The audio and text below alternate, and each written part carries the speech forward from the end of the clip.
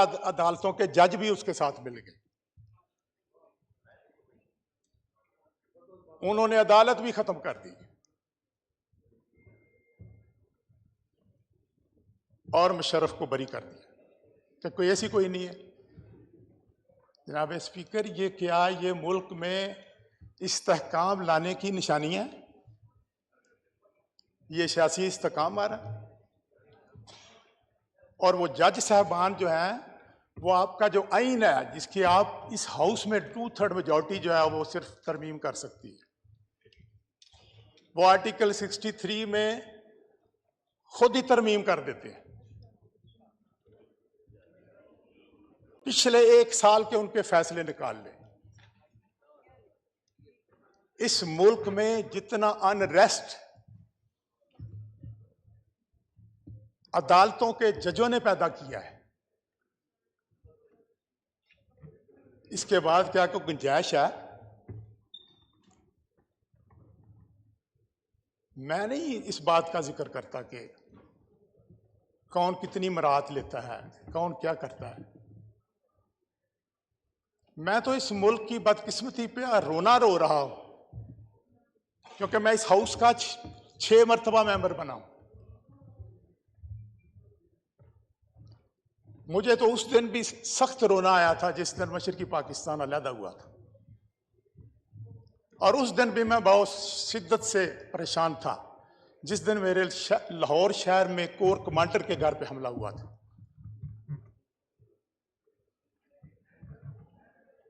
आपने भी यहाँ पे कानून तो पास करते हैं, आपने ये भी पास किया कि हमारे सिविलियन लोगों को आप फौजी कानून के जरिए ट्राई करें।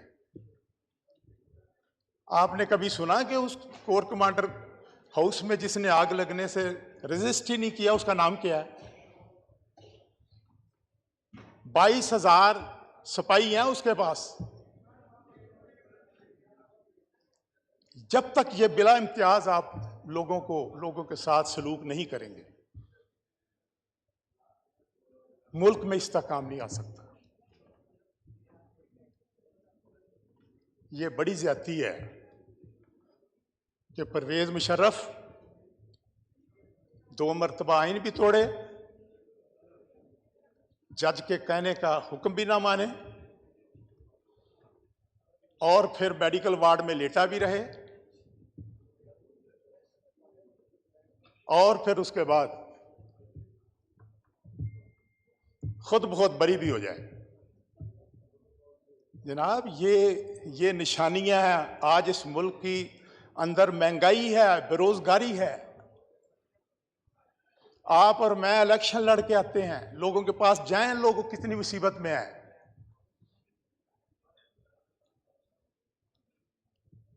लोग हमसे पूछते हैं कि आपने किया क्या है। एक नवाज शरीफ था जिसने जुर्रत की थी कि इस मुल्क की इकोनॉमी को ठीक किया जाए। 2017 में क्या हो रहा था? नवाज शरीफ के खिलाफ पनामा आ गया, अरबों रुपए के केस बन गए, 1 साल तक ट्रायल करते रहे। क्या बना उसका? जनाब, उस वक्त तेल की कीमत 76 रुपए लीटर थी, चीनी की कीमत 50 रुपए लीटर थी, 50 रुपए किलो थी। मुल्क के अंदर अमने आमा का मसला नहीं था। बैनुल अक़वामी सरमायाकारी भी हो रही थी। तकलीफ किसको थी? यह सोचना पड़ेगा कि तकलीफ किसको थी। उससे पहले नवाज शरीफ से कहा गया तुम इस्तीफा दे दो। ISI के चीफ को, जो अखबारों में आता है, कहा कि जाओ इस्तीफा लेकर आओ नवाज शरीफ से। कौन कर रहा था ये सारे काम? क्या ये मुल्क के अंदर इस सियासी इस्तेहकाम को बेहतर बनाने की कोशिश हो रही थी? यहां सामने आप भी थे यहां पे, किस तरह वहां पे धरना दिया गया, किस तरीके से यहां हमारे जंगले पर ख्वातीन की कपड़े जो है धो के उन्होंने सुखाने के लिए डाले हुए थे, किस तरीके से यहां पे जज जो थे ऊपर से अपनी अदालतों में जाते थे, किस तरीके से हम पार्लियामेंट लॉजेस से ऊपर से गाड़ियों से निकल के यहां पे पहुंचते थे। यहां चीन के सदर ने गुजरना था, चीन के सदर ने आना था सी पैक के सिलसिले में, लेकिन इमरान खान को जिसकी पुश्तपनाही हासिल थी उसने नहीं वहां से धरना उठाया, क्योंकि असल मसला तो नवाज शरीफ को गिराना था। और ये हकीकत था, मैं रिकॉर्ड पे लाना चाहता हूं कि उस वक्त हम सब, आप भी उसमें शामिल थे, सारी पार्टी, सारी असेंबली अगर इकट्ठे होकर इसका मुकाबला ना करते तो जिस तरीके से वो वजीर आजम हाउस पर उसने हमला किया, जिस तरीके से पीटीवी स्टेशन पर उसने हमला किया, जिस तरह तार अल कादरी ने वहां पे बैठ के कब्रें बनाई, ये मुल्क में सियासी इस्तेकाम हो रहा था, ये मुल्क में मुआशी इस्तेकाम की तैयारियां हो रही थी। आखिर ये कौन था जो कर रहा था? जब तक हमने उसका सुराग ना लगाया और उन लोगों को चौराहे में फांसी ना दी, बरतानिया में भी क्रॉमवेल को फांसी दी गई थी। अगर आप चाहते हैं कि इस मुल्क के अंदर अमन अमा की बहाली हो तो फिर आपको ऐसे फैसले करने पड़ेंगे ताकि मुस्तकबिल में आने वाली नस्लों के मुस्तकबिल जो हैं वो महफूज हो सके। जनाब स्पीकर, नवाज शरीफ के खिलाफ केस बना दिया गया। क्या केस बना? जिसने सजा दी थी वो जज भी मर चुका है, अरशद मलिक। उसने अपने बेटे की कंपनी की तनख्वाह से तनख्वाह वसूल नहीं की। जनाब स्पीकर, इस हाउस में नवाज शरीफ साहब के साथ हम और आप 1990 से यहाँ पे वो लीडर ऑफ अपोजिशन भी थे, लीडर ऑफ हाउस भी थे। यहाँ मोहतरमा थी, वो भी थे। कितने अच्छे तरीके से अपोजिशन और हुकूमत जो है चार्टर ऑफ डेमोक्रेसी के तहत काम कर रहे थे, लेकिन किसको पसंद नहीं आया ये इस्तेकाम? इस मुल्क को कौन तबाह करना चाहता है? लियाकत अली खां का कत्ल क्यों नहीं मिल रहा?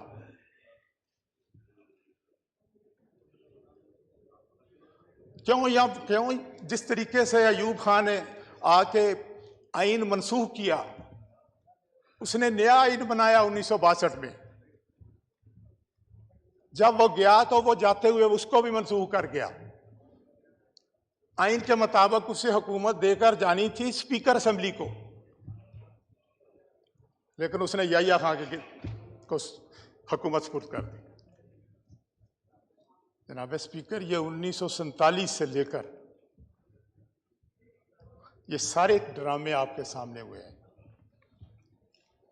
ये क्या तरीका कहा? 2 साल बाद वजीर आज़म को घर भेज दो। 25 करोड़ अवाम जो है वो इलेक्शन लड़े, घर घर लड़ाई हो, बड़ी मुश्किल से इलेक्शन से लोग जीत कर आए, और आपके पास ना कोई सबूत है। आप जिसको जी चाहता है कभी 58(2) के तहत घर भेज देते हैं। और आजकल आपने जुडिशियल एक्टिविज्म शुरू किया हुआ है।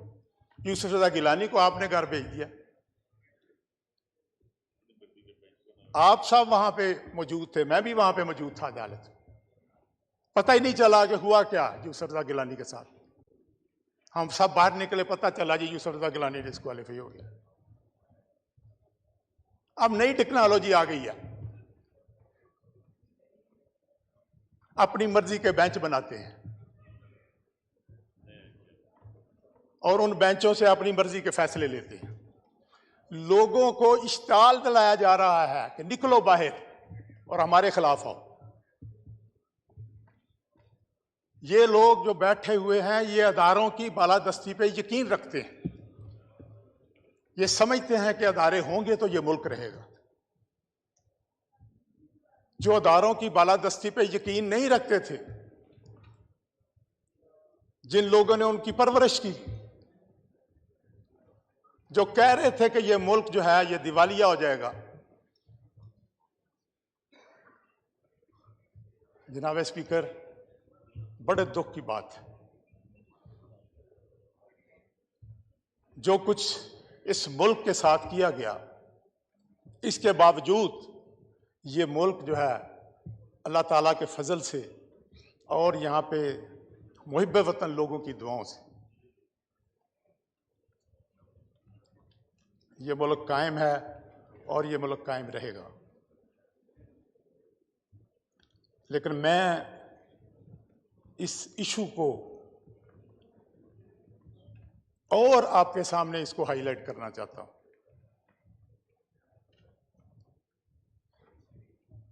अब अगर नवाज शरीफ साहब जो हैं वो उनकी पार्टी, मैं भी उनकी पार्टी का मेंबर हूं, जुल्फकार अली भुट्टो को तुमने फांसी दी, अयूब खान डिक्टेटर था, तुमने उसको पाकिस्तान की परचम में लपेटा, दफन किया।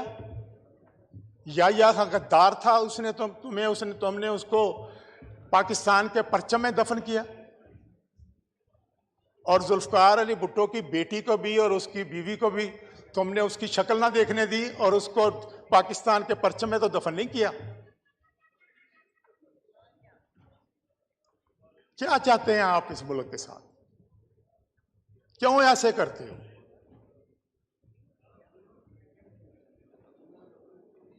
और खुद डॉक्टर नसीम हसन शाह ने 1986 में एक इंटरव्यू में कहा कि हमने भुट्टो को फांसी गलत दी, जो चीफ जस्टिस था उस वक्त, हमने गलती की। जिस तरह अरशद मलिक कह रहा है कि हमने ये फैसला हमसे गलत कराया गया, नवाज शरीफ को हमने सजा दी। ये क्या ड्रामा हो रहा है इस मुल्क के साथ? इसलिए मैं समझता हूं जनाब स्पीकर,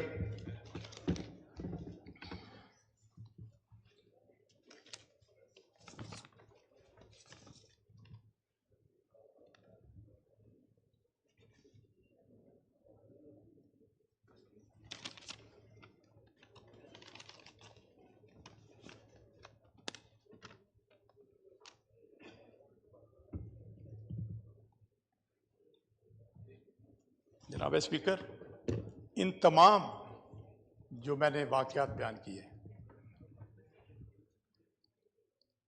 किसी ने कहा कि ये जो मुहासबा होना चाहिए, ये लोग जो तजलील करते हैं पार्लियामेंट की, जब 2 दफा आइन तोड़ा तो किसी ने कहा कि इसका मुशर्रफ का मुहासबा होना चाहिए। और आइन तोड़ने वाले जो हैं आइन को कत्ल भी करते रहे और मुल्क की तकदीर के साथ भी खेलते रहे। किसी के खिलाफ कोई कार्रवाई नहीं हुई। अब जरूरत इस बात की है कि हम देखें कि हमने करना क्या है।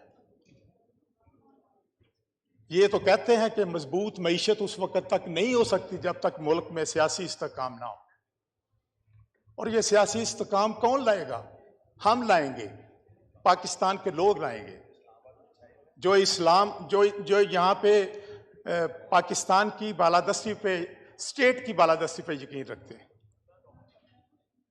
जिस दिन एक जैसा आपने सलूक किया सब लोगों के साथ, हमें भी तो पता चलना चाहिए कि जो आदमी जिसने कोर कमांडर हाउस जो है, जो उसका कोर कमांडर था, वो किधर गया उस वक्त, जिनको आप उनके अजायब घर में ले जाकर दिखाते हैं।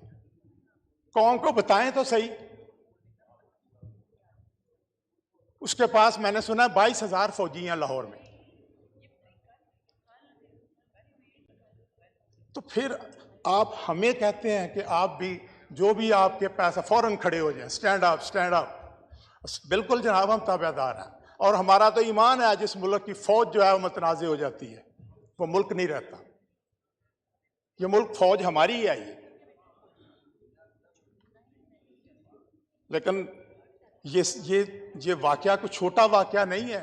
मुझे तो पलटन मैदान के बाद जो चीज सबसे ज्यादा परेशान कौन थी, वो मैंने ये कोर कमांडर हाउस देखा है।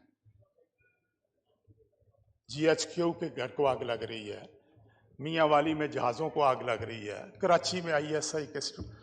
भाई किसी को तो पता तो चले, किसी को चराई में तो लटकाओ। और जो कहते हैं कि साबिक फौजी जो हैं वो आपके इनके लोगों के साथ मुलव्वस थे, जो फौजी जो है इनके साथ मुलव्वस थे, लोगों के सामने तो लाओ, लोगों को भी तसल्ली हो। अल्लाहु अकबर, अल्लाहु अकबर, अल्लाहु अकबर, अल्लाहु अकबर। अशहदु अन ला इलाहा इल्लल्लाह,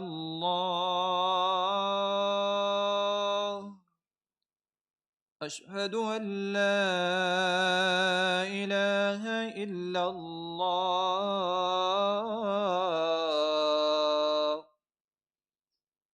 अशहदु अन्न मुहम्मदर रसूलुल्लाह,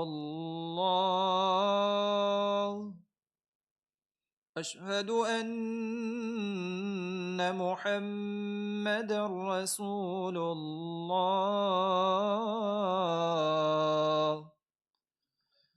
हय्य अलस्सलाह, हय्य अलस्सलाह,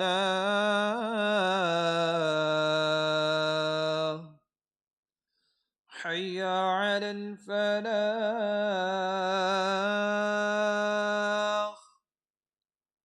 हय्य अलल फलाह।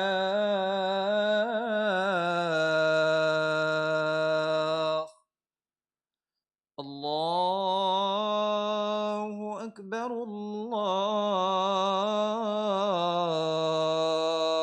अकबर, ला इलाहा इल्लल्लाह।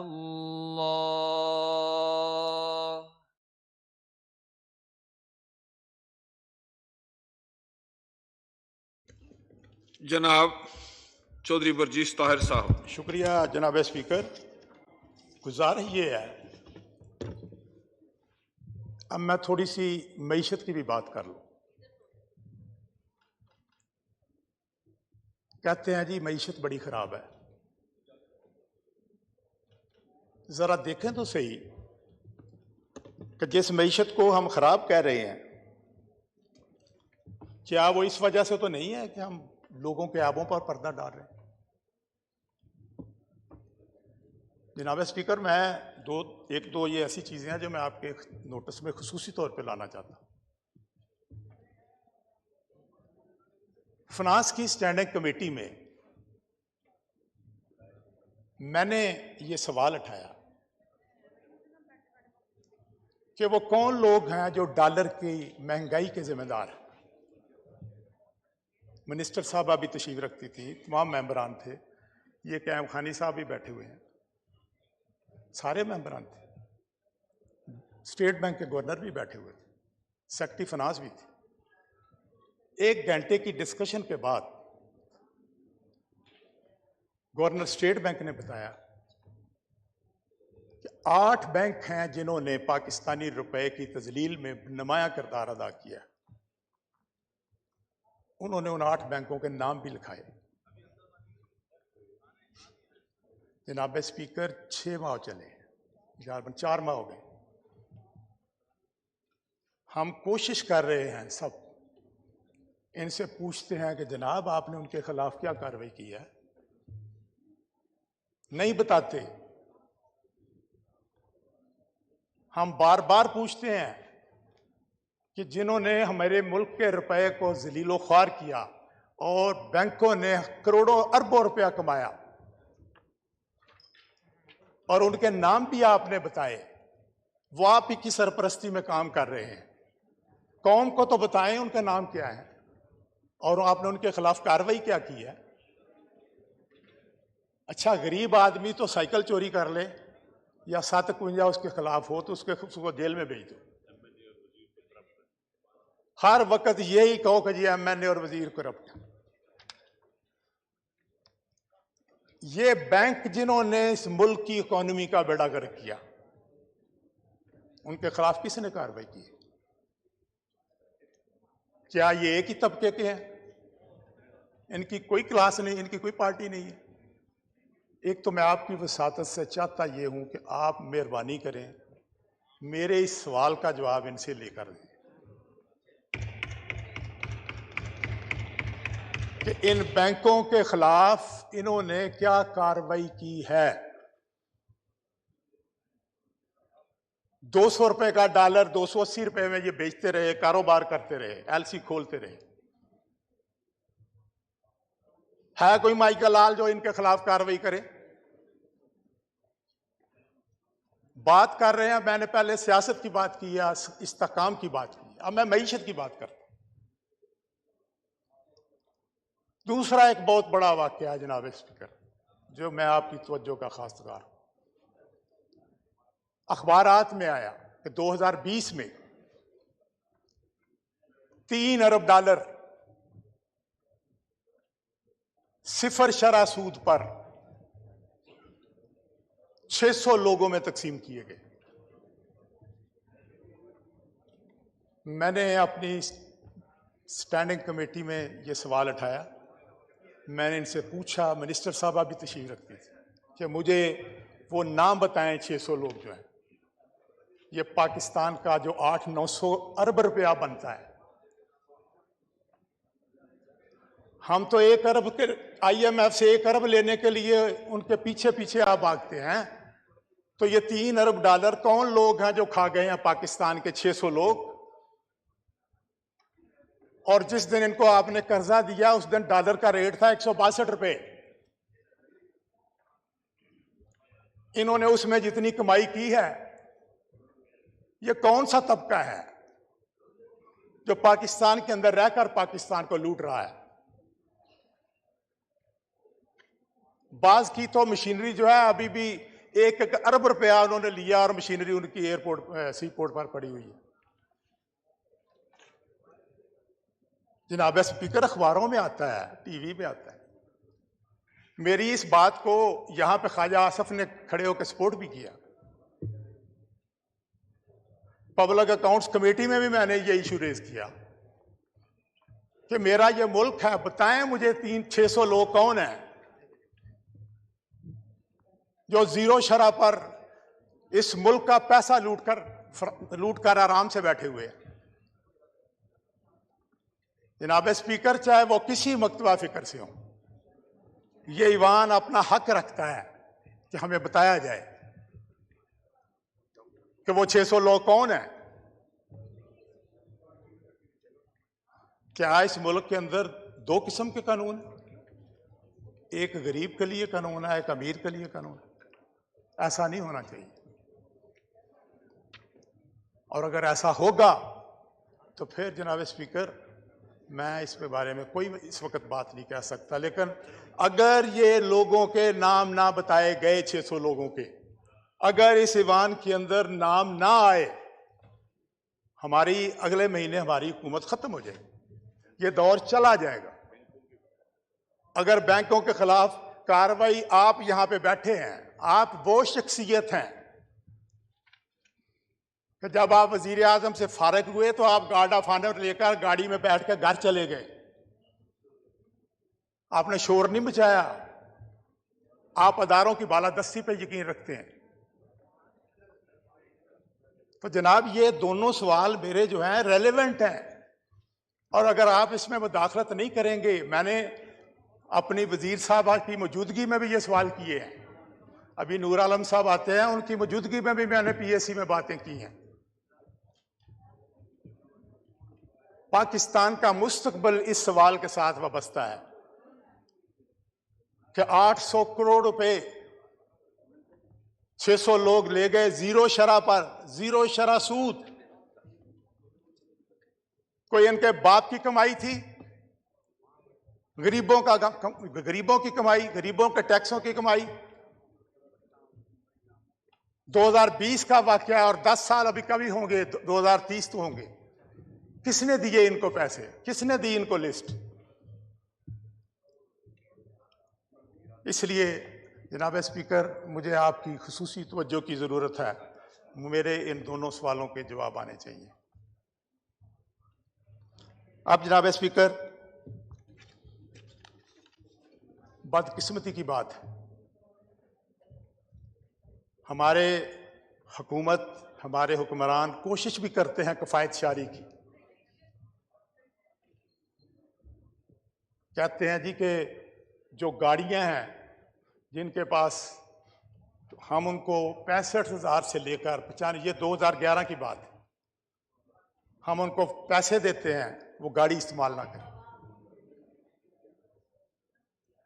जनाब स्पीकर, वो पैसे भी लेते हैं, 4-4 गाड़ियां भी इस्तेमाल करते हैं। और आप हैरान होंगे, मेरे पास थोड़ा सा इनका डाटा भी है। इस वक्त पूरे मुल्क में 1.5 लाख सरकारी गाड़ी जो है वो चल रही है, सरकारी पेट्रोल के साथ। ये हर महीने तकरीबन औसतन 200 लीटर पेट्रोल या डीजल खर्च करती है, और हर साल 3 करोड़ लीटर फ्यूल जो है वो ये इस्तेमाल करते हैं, जिसकी दरामद पर हम हर साल 26 करोड़ डॉलर ज़र मुबादला खर्च करते हैं, जो कि पाकिस्तानी 70 अरब रुपए से ज्यादा है। बाकी खर्चा जो है वो गाड़ियों का वो इसके अलावा है। तो जनाब स्पीकर, ये गाड़ियां अगर नार्दर्न एरिया में जाती हैं ना, तो उनसे फिगर ले लें। सब्ज प्लेटों वाली 20% गाड़ियां जो हैं सारी उधर ही रहती हैं, जिनके पास सरकारी गाड़ियां हैं, जो मुफ्त का पेट्रोल इस्तेमाल करते हैं। जनाब स्पीकर, ये गरीब आदमी का मुल्क है। किस तरह? गरीब आदमी तो मुझे पूछता है, जो मेरा वोटर है, वो कहता है बर्जीस ताहिर तुम असेंबली में जाते हो? मैंने कहा जी जाता हूं। फिर मेरी तरफ से भी सवाल करना कि मेरे पास मोटरसाइकिल है, मैं तो अपनी जेब से पेट्रोल डलवाता हूं। ये हुकूमत के अफसर कैसे हैं जो 40 लाख रुपए तनख्वाह लेते हैं और पेट्रोल भी मुफ्त लेते हैं, और तमाम आसाइशें भी इनके लिए मुफ्त हैं। कोई 20 लाख ले रहा है, कोई 30 लाख, इससे कम तो लेता ही कोई नहीं। मैं तो 20,000 रुपये लेता हूं। जनाब स्पीकर, ये मुझे बताएं, ये लोग ये इस मुल्क में गरीब आदमी के लिए कोई काम करेंगे? सबसे पहले चाहिए तो ये इनसे सरकारी गाड़ियां आप जब्त करें। इनको पैसे मिलते हैं 65,000 से 95,000, उसमें गुजारा करें। और अगर ये गुजारा नहीं कर सकते तो छोड़ दें ये काम। 4-4 गाड़ियां इन्होंने रखी हुई हैं।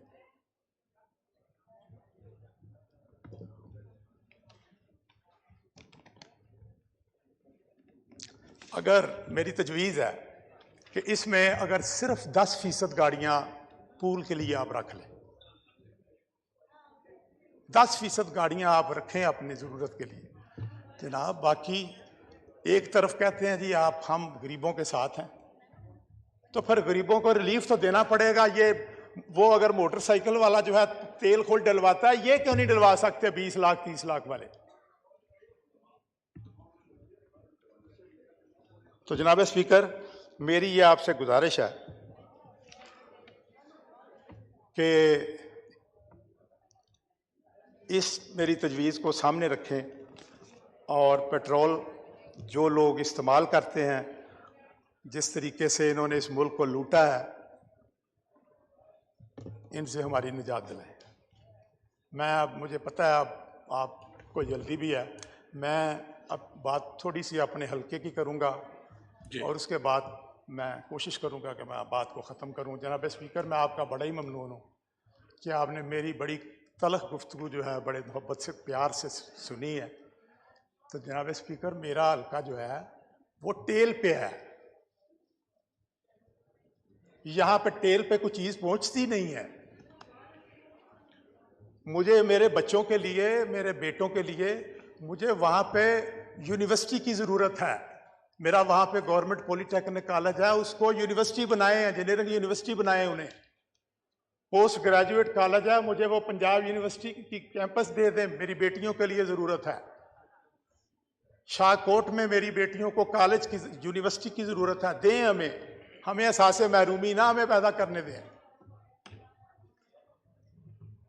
और एक सड़क मैंने दी थी साइयां वाला एक्सप्रेस वे, वो मियाँ नवाज शरीफ साहब ने डायरेक्टिव जारी किया था, शहबाज शरीफ साहब ने भी डायरेक्टिव जारी किया था। मौजूदा हुकूमत ने, यासिन इकबाल साहब ने कहा कि हमने अप्रूव कर दी है, 50% पंजाब गवर्नमेंट देगी। किसी ने हमारी तो नहीं सुनी जनाब स्पीकर। मैं आपकी वसातत से उन्हें कहता हूँ, ख्वाजा आसफ साहब मेरे दोस्त भी हैं, भाई भी हैं, मैं इनसे भी कहता हूँ कि मैं आपका पुराना साथी हूँ, मेरे हल्के में बनने दें ये सड़क और बनवाएं। अगर आप मेरे अच्छे दोस्त हैं तो मेरी ये सड़क में कोई हेल्प करें। मुझे, मेरा तीसरा शहर है वारबटन, मुझे वहाँ भी अपने बच्चों के लिए ज़रा अंदाज़ा तो लगाएं।